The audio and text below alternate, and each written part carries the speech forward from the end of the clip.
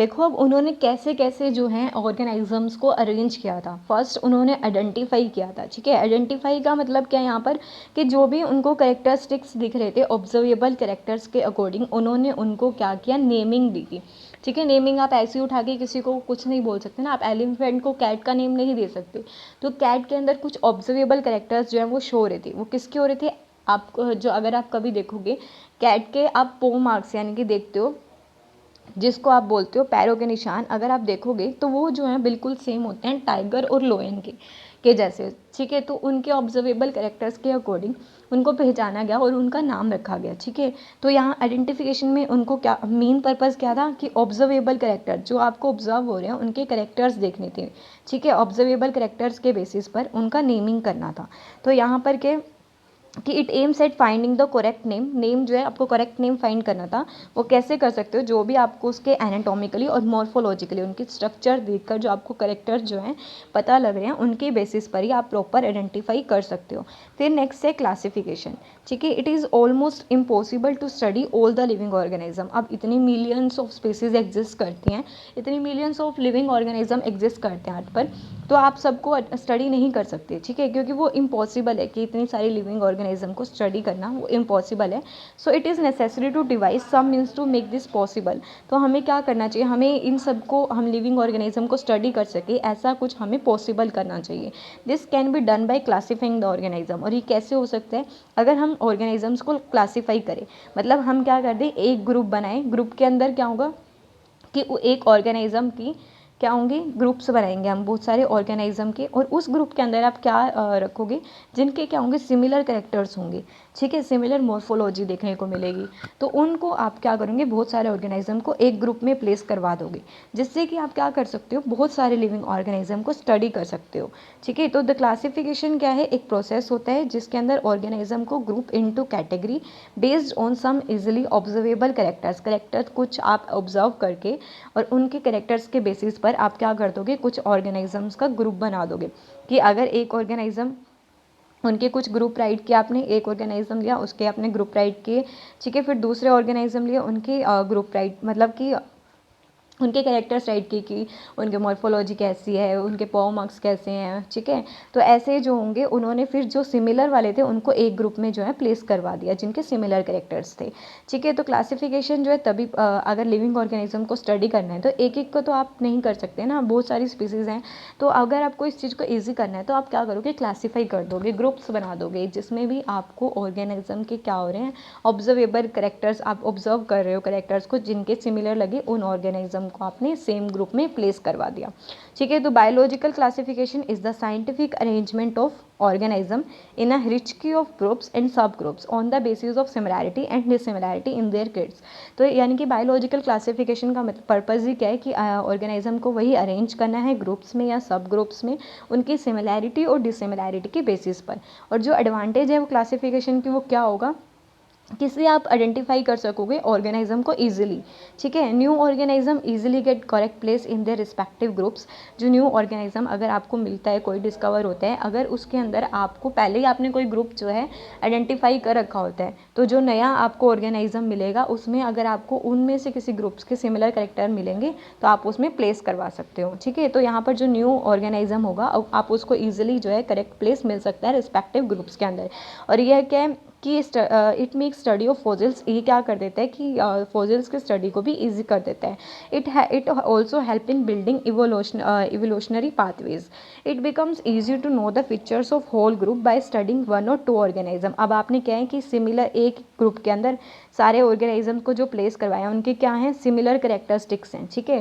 सारे ऑर्गेनिज्म के क्या है, सिमिलर कैरेक्टरिस्टिक्स हैं उस ग्रुप में। अगर आप एक ऑर्गेनिज्म को स्टडी कर लोगे तो आपको पता लग जाएगा इन ये सारे ऑर्गेनिज्म क्या है, सेम यही कैरेक्टरिस्टिक्स के हैं, ठीक है। एक ऑर्गेनिज्म को स्टडी करने से ही आपको सबकी जो है कैरेक्टरिस्टिक्स के बारे में पता लग जाएगा। तो ये आपका क्या होगा, इसमें प्लस पॉइंट हो जाएगा। ठीक है, तो यहाँ पर क्या हो जाएगा, it becomes easy to know the features of whole group, यानी कि आप क्या कर सकते हो, यानी कि होल ग्रुप की कैरेक्टरिस्टिक्स को आप जान सकते हो सिर्फ एक ऑर्गेनिज्म को स्टडी करके उस ग्रुप में से। Thus based on this characteristics all living organism are classified into different taxa. अब आपको क्या करना है कि कैरेक्टरिस्टिक्स यानी कि आपने कर लिया, अब यहाँ पर नोमेनक्लेचर, आप उसका उस लिविंग ऑर्गेनिज्म का नेम कैसे करोगे, नेमिंग कैसे दोगे आप उसको। ठीक है, नोमेनक्लेचर क्या होता है कि नेमिंग लिविंग ऑर्गेनिज्म को एक जैसे कि अब आपने देखा होगा कि आपके घरों के आसपास अगर हर एनिमल्स को आपके, अगर हम हरियाणा में बात करेंगे तो उन एनिमल्स को किसी और नाम से पुकारा जाता है, कॉमन नेम से बोला जाता है। ठीक है, कहीं और महाराष्ट्र की बात करोगे तो वहाँ पर अलग नेम से पुकारा जाता है। तो इसीलिए नोमेनक्लेचर के अंदर इन ऑर्गेनिज्म को एक नेम देना जिससे कि उस नेम से पूरे वर्ल्ड के अंदर उनको जाना जा सके। ठीक है, जैसे एग्जाम्पल के लिए आपके आसपास अगर आपके पर्टिकुलर रीजन में उनको जो भी एनिमल्स होते हैं आप उनकी लोकल नेम रख देते हो। ठीक है, और वो लोकल नेम कैसे होंगे, अगर आपने देखे होंगे तो देखो, डॉग को बांग्ला में कुक्कुर बोलते हैं। ठीक है, हमारे यहाँ हरियाणा में यानी कि हिंदी में इसको क्या बोलते हैं, कुत्ता बोलते हैं, गुजराती में कुत्तो बोलते हैं। ठीक है, संस्कृत में स्वान बोलते हैं और तमिल में ने। तो अगर आप इनके कॉमन नेम की बात करोगे, अलग अलग जगह पर इनके कॉमन नेम्स बहुत सारे हैं। ठीक है, लेकिन जो है साइंटिफिक नेम, अगर आप एक साइंटिफिक नेम का पर्पस क्या था कि एक साइंटिफिक नेम से उस नाम को जो है सारे वर्ल्ड में जाना जाएगा। ठीक है, अगर आपने नेम ले दिया, जैसे कि अगर आपने मैंगीफेरा एंडी का नाम ले दिया तो सब जानते होंगे पूरे वर्ल्ड में कि आप मैंगो की बात कर रहे हो।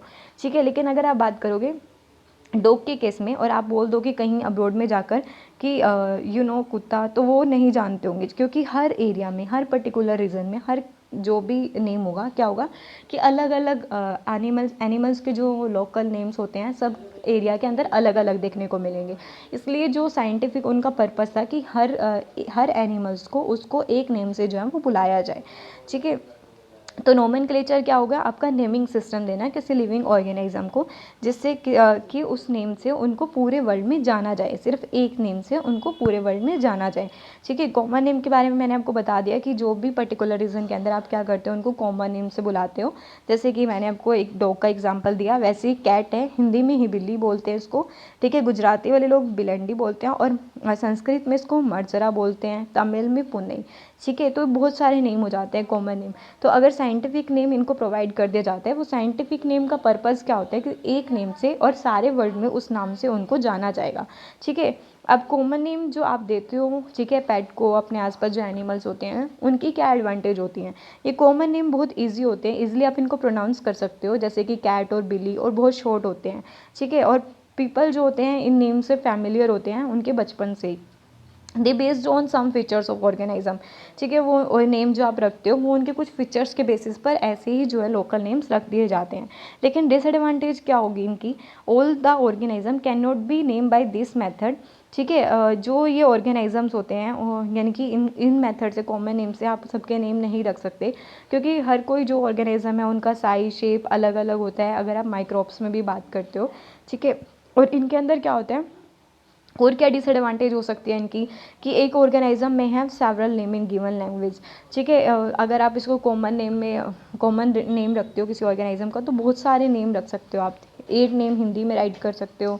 ठीक है, ऐसे बहुत सारे नेम हो सकते हैं कॉमन नेम। तो साइंटिफिक नेम सिर्फ एक नेम होगा और उसको पूरे वर्ल्ड में जाना जाता है। ठीक है, तो इसीलिए आपका नेक्स्ट है आपका कि साइंटिफिक नेम जो है वो बायोलॉजिस्ट देते हैं, बायोलॉजिस्ट जो है वही साइंटिफिक नेम देते हैं किसी भी ऑर्गेनिज्म को, और इसका पर्पस क्या होता है कि उस नेम से पूरे वर्ल्ड में उस ऑर्गेनिज्म को जाना जाए। ठीक है, this name represent a particular organism in every part of the world. The system of providing scientific name, यानी कि जो सिस्टम है ये साइंटिफिक नेम प्रोवाइड करने का, उसी को बायनोमियल नोमेनक्लेचर कहा जाता है।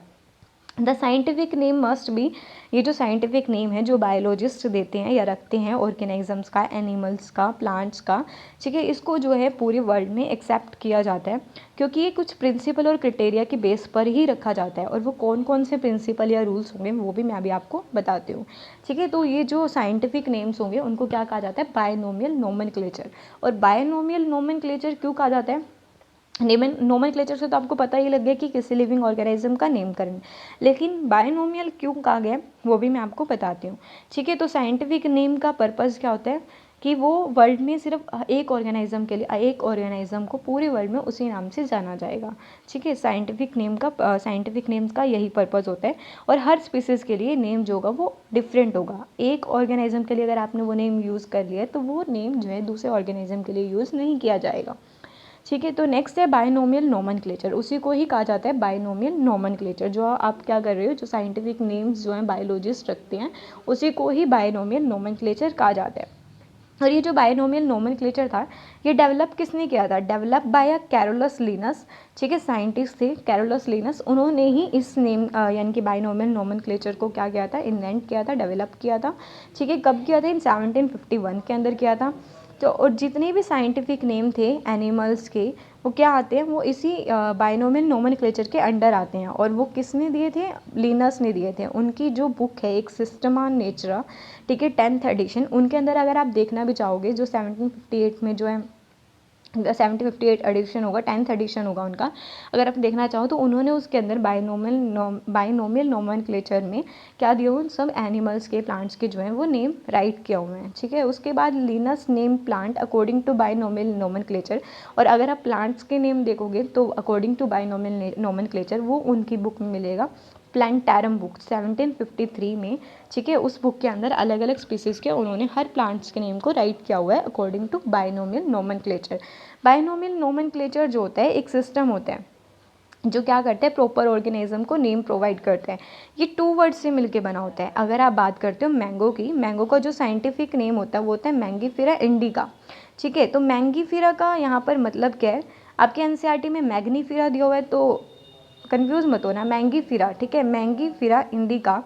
तो ये जो मैंगीफेरा है, मैंगीफेरा रिप्रेजेंट करता है, यानी कि जो मैंगो का साइंटिफिक नेम है वो 2 वर्ड से मिलके बना हुआ है।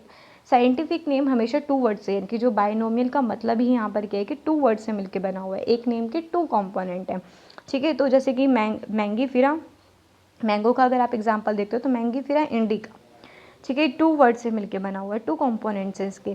तो जो ये मैंगीफेरा है वो किसको रिप्रेजेंट करते हैं? ये रिप्रेजेंट करते हैं जीनस को। ठीक है, और जो ये इंडिका है ये रिप्रेजेंट करते हैं स्पीसीज़ को, स्पेसिफिक एपिथेट बोलोगे। ठीक है, ये स्पीसीज़ को रिप्रेजेंट करेगा। ठीक है, मैंगो के जीनस को रिप्रेजेंट करता है मैग्नीफेरा, और जो यहाँ पर इंडिका है वो रिप्रेजेंट करता है स्पीसीज़ को। ठीक है, तो यहाँ पर इन्होंने क्या, यही जो मैंने आपको बताया है वही इन्होंने बताया हुआ है यहाँ पर, कि जो फॉर एग्जांपल के लिए अगर आप साइंटिफिक नेम मैंगो का लेते हो तो कैसे लिखा हुआ है? Mangifera indica. In this name Mangifera represent करता है जीनस को, और इंडिका किसको रिप्रेजेंट करता है? यहाँ पर स्पीसीज़ को, स्पेसिफिक एपिथेट को। फिर अगर आप ऐसे ही कुछ कॉमन प्लांट और एनिमल के नेम देखते हो, कॉमन नेम्स और उनके बायनोमियल नोमेनक्लेचर, अगर साइंटिफिक नेम्स देखोगे तो वो ये होंगे, जैसे कि पी, मटर के पेड़ को आप क्या बोलते हो? पी प्लांट बोलते हो। लेकिन जो इनका बायनोमियल नेम होगा, साइंटिफिक नेम होगा, वो होता है पिजम सैटिवम। ठीक है, यहाँ पर क्या है कि जो इसका जीनस का फर्स्ट लेटर होता है वो हमेशा कैपिटल राइट किया जाता है। और आप एक चीज़ नोटिस करोगे, ये जो लेटर है वो कैसे हैं? ऐसे हैं, टेढ़े। ठीक है, तो जो ये बायनोमियल नोमेनक्लेचर है इनको इटैलिक्स में लिखा जाता है। ये जो ऑर्गन, यानी कि इनका ऑर्गन क्या होता है? वो तो होता है लैटिन, आए तो ये लैटिन से हैं, लेकिन इनको राइट कैसे किया जाता है? इटैलिक्स में। अगर आप अपने हैंड राइटिंग से इनका नाम लिखते हो पिजम सैटिवम, ठीक है, तो पिजम आप नीचे क्या करोगे? नीचे अंडरलाइन लगाई जाती है तो ही वो करेक्ट नेम माना जाता है। ठीक है, जब आप हैंड रिटन खुद से राइट करते हो तो आप नीचे क्या करोगे? अंडरलाइन लगाओगे। अगर आप उसको टाइप करते हो तो टाइप करने में वो इटैलिक्स में लिखे जाते हैं वर्ड्स। इटैलिक्स में क्या आएंगे? टेढ़े लिखे जाते हैं, पिजम सैटिवम ऐसे। और फर्स्ट वर्ड जीनस का हमेशा कैपिटल होगा, और जो स्पीसीज़ का फर्स्ट वर्ड होगा वो क्या होगा? स्मॉल लेटर में होगा। ठीक है, तो ऐसे होगा। ऐसे ही आप नेक्स्ट ऑनियन का देखोगे तो वो क्या होगा? एलियम सिपा। वीट का देखोगे टिटिकम एस्टिवम। ठीक है, फिर ऐसे करके जो है आपके सारे नेम्स दिए हुए हैं कुछ प्लांट्स और एनिमल्स के। उसके बाद जो रूल है इन बायनोमियल नोमेनक्लेचर का, वो रूल कौन सा होता है कि जो रूल है जो लिनस ने अपनी बुक में भी किया हुआ है, कि जो रूल्स है बायनोमियल नोमेनक्लेचर का वो किसने फ्रेम किया? लिनस ने अपनी बुक के अंदर। ठीक है, 2 बुक्स थी उनकी, एक तो थी स्पीसीज प्लांटेरम, जो इसमें उन्होंने क्या किया था? सारे प्लांट्स के नाम लिखे थे अलग अलग स्पीसीज़ के बायनोमियल नोमेनक्लेचर में। और सिस्टमा नेचुरा के अंदर उन्होंने क्या किया था? एनिमल्स के नाम राइट किए थे सारे। ठीक है, तो एनिमल्स की स्पीसीज़ के नाम बायनोमियल नोमेनक्लेचर में राइट किए थे। कौन कौन से जो रूल्स हैं, ठीक है, किसके बेसिस पर, कौन से कोड्स के बेसिस पर जो नेम लिखे गए थे? तो वो नेम्स हैं आपके कि जो रूल्स के द रूल पर revise again by the following nomenclature code. First था international code for botanical nomenclature. ठीक है, तो इंटरनेशनल कोड फॉर बोटानिकल जो प्लांट्स के नाम रखे गए थे, बोटानी से क्या होता है, सारे के सारी प्लांट्स की स्पीसीज़ के बारे में स्टडी होती है बोटानी। ठीक है, और जोलॉजिकल में क्या होता है, सारे के सारे एनिमल्स की स्टडी होती है। तो इन्होंने क्या करते, जो इंटरनेशनल कोड थे उसके अंदर क्या किए जाते थे, सारे एनिमल्स के नाम रखे जाते थे, एनिमल्स की स्पीसीज़ के नाम रखे जाते थे साइंटिफिक नेम, और बोटानिकल नोमेनक्लेचर जो कोड थे वो किसके नाम रखते थे, सारे के सारे प्लांट्स के नाम रखते थे। ठीक है, उसके बाद जो रूल्स हैं जो कि लिनस ने फ्रेम किए हैं कुछ, तो वो कौन कौन से होंगे, किसके बेसिस पर आप जो है इसको बाइनोमियल नोमेनक्लेचर नेमिंग देते हो। फर्स्ट वर्ड जो भी मैंने आपको बताया कि जीनस में जो फर्स्ट वर्ड होगा वो हमेशा कैपिटल होगा, और वो रिप्रेजेंट क्या करता है, जीनस को। जैसे कि हमने पढ़ा मैंगीफेरा, मैंगीफेरा क्या होगा, मैंगो के जीनस को रिप्रेजेंट करता है। सेकंड क्या करेगा, स्पेसिफिक एपिथेट को रिप्रेजेंट करता है, यानी कि इंडिका रिप्रेजेंट करेगा मैंगो की स्पीसीज़ को।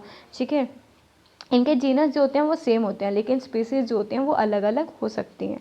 ठीक है, और उनके जो बोथ जो वर्ड्स हैं वो क्या होंगे, उनको आपने क्या करना है, बोथ वर्ड्स अगर आप इनको टाइप करते हो, ठीक है, ये मैग्नीफेरा इंडिका अगर आप टाइप करते हो तो वो कैसे लिखा जाता है, अगर आप प्रिंट करते हो तो वो इटैलिक्स में लिखे जाएंगे। ठीक है, और ये इनका ओरिजिन क्या होता है, लैटिन होता है। अगर आप हैंड रिटन करते हो, हैंड रिटन इनको राइट करते हो, तो उनके नीचे आपको अंडरलाइन करना पड़ेगा। ठीक है, अंडरलाइन करना पड़ेगा हैंड रिटन के नीचे। उसके बाद है नेक्स्ट आपका कि the first word denoting the genus.